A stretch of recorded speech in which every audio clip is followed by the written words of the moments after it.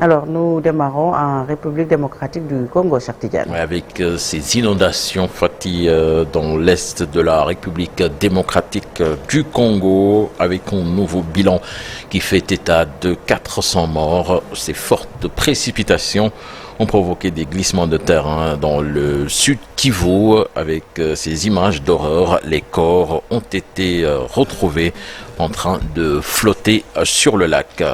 Direction du Soudan à présent, avec les discussions qui se poursuivent entre représentants de l'armée et des paramilitaires, des forces de soutien rapide. De nombreux habitants sont toujours pris au piège dans leurs habitations avec des réserves de nourriture et d'argent bientôt à sec. Le patron des affaires humanitaires de l'ONU négocie une trêve après 3 semaines de combats meurtriers.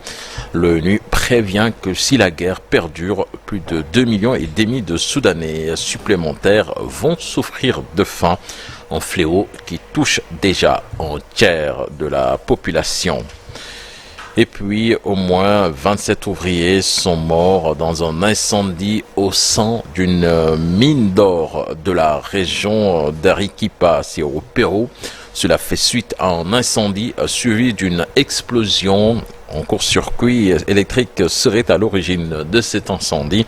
Des membres des familles de victimes se sont rendus au commissariat le plus proche du site afin de tenter d'obtenir des informations sur les opérations en cours.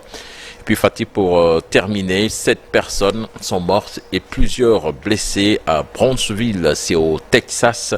Elles ont été percutées par un véhicule devant un centre accueillant des migrants. Ces victimes étaient en attente d'un moyen de transport en commun, en arrêt de bus, selon le porte-parole de la police. Le conducteur a été interpellé et est en train de recevoir des soins.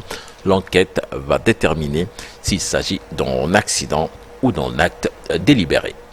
Merci beaucoup, Cheikh Tidiane, pour l'actualité internationale. À tout à l'heure pour le Wolof. Tout de suite, la revue des une.